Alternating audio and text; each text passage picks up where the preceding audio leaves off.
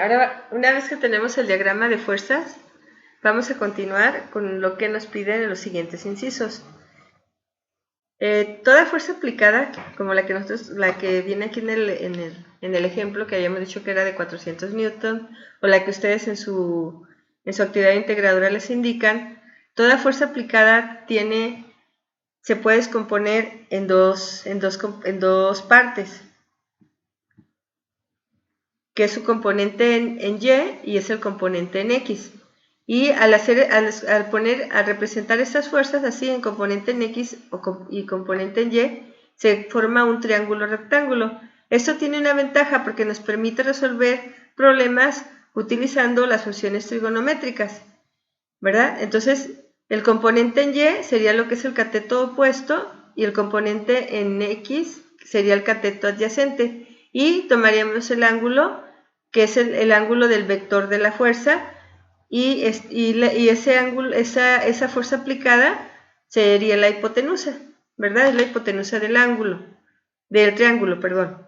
Entonces, esto me permite, cuando yo tengo un diagrama de fuerzas, me permite, al encontrar sus componentes, puedo encontrar datos que no conozco. Por ejemplo, puedo encontrar aquí cuál es el valor de esta distancia de aquí de X, o sea, el valor de la fuerza en X, y puedo encontrar también el valor de la fuerza en Y. Si quiero encontrar, si yo tengo un dato como la hipotenusa y el cateto adyacente, lo que tengo que utilizar es el coseno del ángulo. Por el contrario, si lo que tengo es el cateto opuesto o es el que tengo que buscar y tengo la hipotenusa, entonces voy a utilizar el seno del ángulo, que es igual a cateto opuesto sobre hipotenusa. Entonces, como en este caso me están pidiendo la componente en X, aquí al despejar, la hipotenusa pasaría a este lado y quedaría hipotenusa por el coseno del ángulo, es igual al cateto adyacente. Esto es lo mismo que a la componente en X, ¿verdad? A la f en X. Entonces, en el inciso B nos dice que encontremos el componente en X de la fuerza aplicada. Y nos dan esta fórmula, que f de X es igual a fuerza por el coseno del ángulo, que es lo que les decía, el coseno del ángulo multiplicado por la hipotenusa nos daría el valor del eje de las X. Entonces, pero aquí esta hipotenusa es la fuerza aplicada. Entonces, ya una vez que tengo esto, lo único que tengo que hacer es sustituir la fórmula con la fuerza aplicada multiplicada por el coseno del ángulo. Para realizarlo en la calculadora, primero saco el coseno del ángulo y luego lo multiplico por 400. Entonces obtengo un valor de 306.41 newtons. Con ese dato se vuelve importante porque estamos hablando del movimiento que realiza de la fuerza que se aplica sobre la componente en X.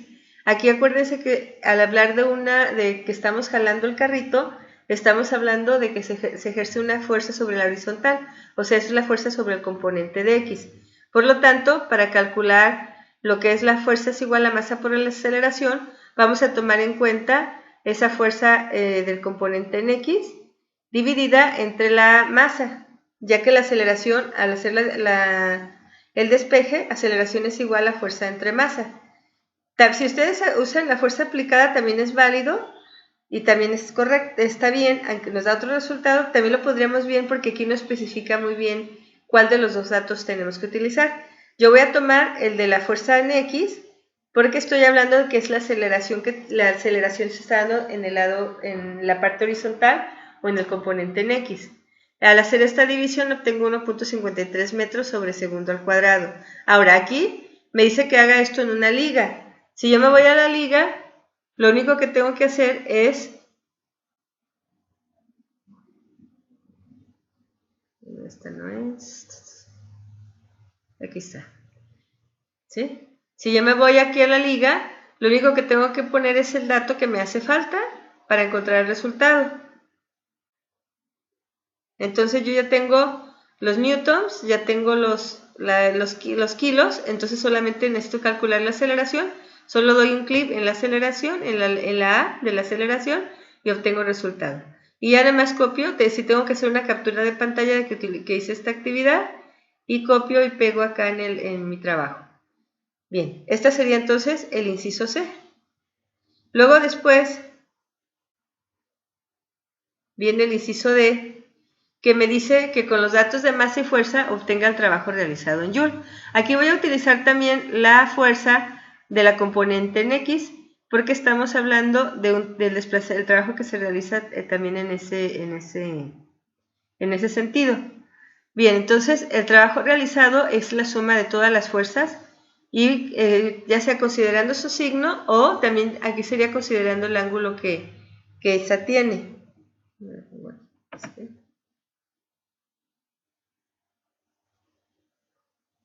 Aquí sería tomar en cuenta su ángulo.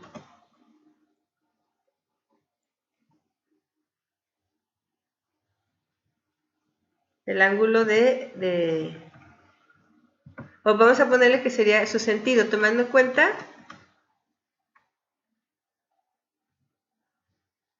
su dirección, ¿sí? Tomando en cuenta su dirección para realizar esta. Entonces aquí la dirección es de -10 en la fuerza de fricción porque va en sentido contrario.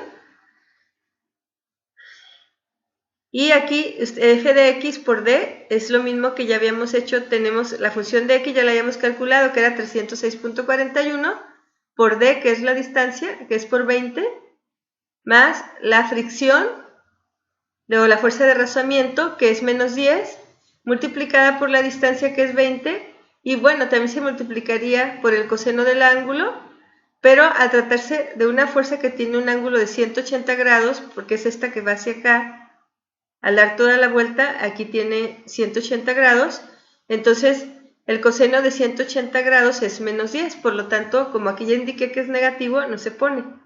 Entonces hago la multiplicación y después hago las operaciones pertinentes. 306 por 20 más, perdón, menos 200, porque sería -10 por más 20, me da -200. Entonces me da 5.928.35 joules. Esta sería una forma de representarlo, que sería como la forma más sencilla.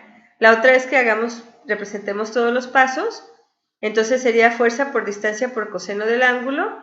Es la fuerza aplicada por la distancia por el coseno del ángulo, más la fuerza de rozamiento por la distancia por el coseno del ángulo. En este caso estamos hablando del ángulo de la fuerza de rozamiento, y aquí estamos hablando del ángulo de la fuerza aplicada. Por lo tanto, tenemos que es 400 por 20 por el coseno del ángulo de la fuerza aplicada, más 10 por 20 por el coseno de 180 grados, que es el ángulo de la fuerza de rozamiento, porque dijimos que es el que da toda la vuelta, ¿verdad?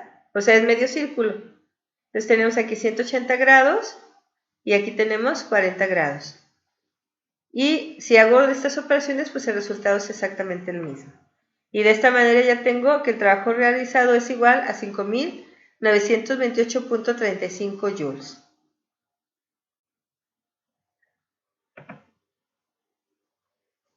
Bien.